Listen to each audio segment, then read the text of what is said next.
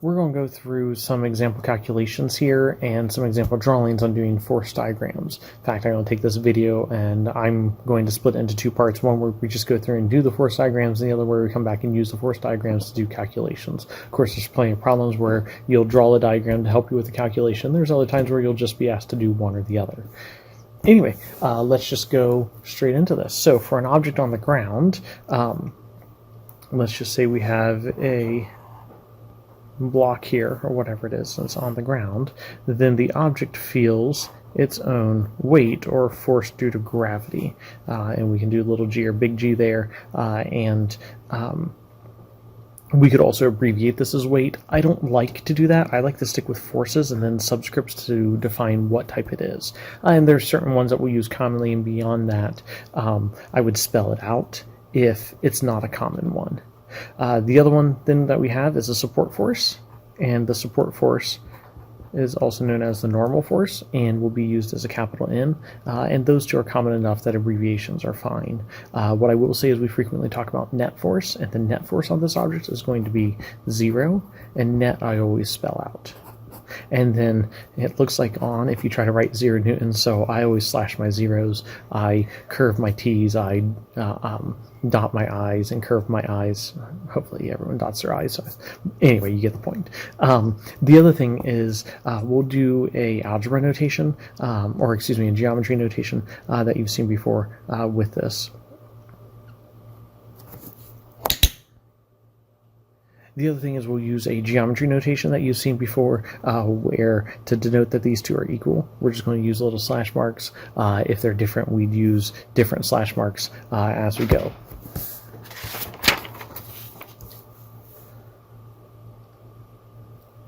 Next, we have the force diagram for a falling object. Normally, we're going to ignore air resistance. So if we have an object falling, then the only thing it feels is a force due to gravity. And that force due to gravity, of course, is its weight, but that's the only thing it feels. It doesn't feel or it doesn't have the opposite force on there. In fact, because it's freely falling, it's actually going to feel weightless, even though it does have weight and it does have the force of gravity pulling on it. So really, it's not so much what it feels, but what forces it has acting on it. Now, of course, if we were told with air resistance, then we would come back in here and we would add in some air resistance. And I usually just describe air resistance, drag, and so on as friction. Certainly if you want to do AR for air resistance or spell them out, that's of course fine again. If we're dealing with a real-world situation, it's probably going to be something like this. If we get an object up to where it hits terminal velocity, where it's going as fast as it can, then that's a case where the air resistance is exactly equal to the gravity. We should try to draw them to look the same size, and then we should use those tick marks to emphasize that they are actually the same size. Or be picky and actually get out a ruler or use grid paper or graph paper to actually draw these accurately to size. In fact, I meant to do this with graph paper and failed to, so oh well. The other thing too is if we're doing something like deploying a parachute, temporarily that air resistance is going to be greater than the force due to gravity, and you're actually going to feel there would be a net upward force there. But anyway, this one has a net force and it's in the downward direction. If we just had the force due to gravity here, then it would be equal in size to that. If we have the air resistance in, then it is the difference between those two. It's a vector, so we're combining two vectors that are in opposite directions, and our resultant then is going to be that much shorter than this one. So there you have it. Again, I should really take the time to get out a ruler or draw this on grid paper. If we have numbers on here, we can get away from all that. When we come back to do a calculation with this one, we're probably going to take off the air resistance. Hanging block, pulling on a string, and resting block. Okay, so this is a common physics problem that you'll see where you have a table and then we have some kind of pulley here off of the table, and then we have a block here on the table, and then we have a dangling block, and I don't want that dangling block to be touching the floor, so we're going to extend the table legs rather than trying to redraw and shorten that string. And so now what we have is that this block here has its weight, and then there is a tension force that is on it from above.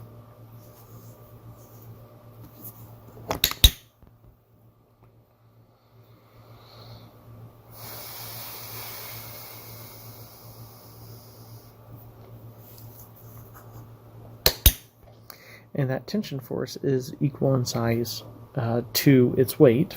And so then over here, that tension is going to transmit all through the string, and this block here is also going to feel that same tension force, which is what's going to cause it to move and accelerate to the right. And then this block here, of course, has its own weight and a support force. Those two would be equal to one another. If we had similar blocks, then they might be equal to this one. When we go to do this as a calculation, we'll have them be different weights, so then we'll stick with the different tick marks here. And then if we wanted to consider friction, then we would have a force of friction here. But it would be less than the tension force here if the system is moving this way. If the system isn't moving, if it's at rest, then this friction would be equal to that one. And friction can never be greater than that one for a system at rest. It always has to be equal to or less than. And if it's less than, then the system would be moving, because the table can't exert extra friction just on its own. It has to have that opposing force trying to pull on it that it is then resisting.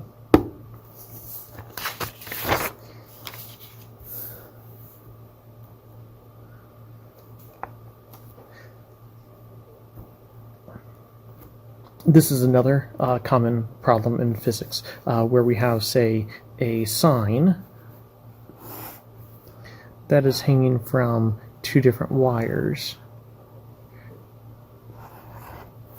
And so then the sign has a weight to it, but then the wires are going to feel tension. But you end up with the resultant Y on these two has to be equal in size to this force of gravity, because otherwise the sign would be falling down, and if they were greater, then the sign would be being lifted up. So the amount here has to be equal in size, opposite in direction. But this here isn't actually a force. There's nothing to provide that force. So I made a mistake there. I didn't mean to draw it as a solid line. I wanted to draw it as a dashed line. So we're going to erase that guy and draw him in as a dashed line.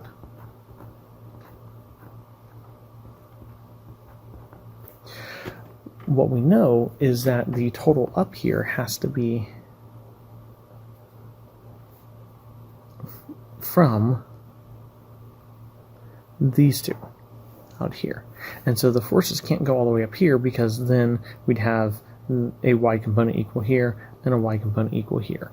So instead, this is where we bring in drawing the parallelogram, or the head to tail method, where we want these two to be equal in their horizontal pole, so that the sign's not moving left or right, and we want them, the sum of them, vertically to be equal to. So we're going to have a force of tension here, and we're going to have a force of tension here. And I have not necessarily drawn those to scale, but this will make more sense when we come back in here and plug in the numbers. So the big thing is that the horizontal component here has to cancel out with the horizontal component here, and the vertical components here, the sum of the two vertical components, have to cancel out with the vertical component there for the sign to be stationary. And again, it'd be really nice if I had a paper or ruler, because I can't actually draw this properly without that, and this isn't to scale. Calculations will help us when we get to those. Then we have the classic challenge, the ramp problem. And so I'm going to ignore this upper block because it just makes things more complicated, and I chose this picture because I couldn't find one that was free that had just a single block there, and I believe in not stealing copyrighted images. And so anyway, we're just going to ignore that one and just focus on a one block system. So anyway, this block of course feels a force due to gravity, and it feels a support force, but the support force this time isn't straight up. It's what it is for being on a surface, but technically support forces are always perpendicular to the surface. So we have to go perpendicular here for our support force. I'm trying to decide where to draw it with that in the way.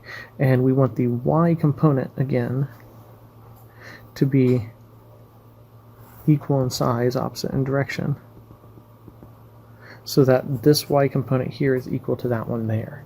And then if we have this scenario, the block will be sliding down the ramp, because you'll notice there's an unbalanced force, which I missed on doing my prior one at least.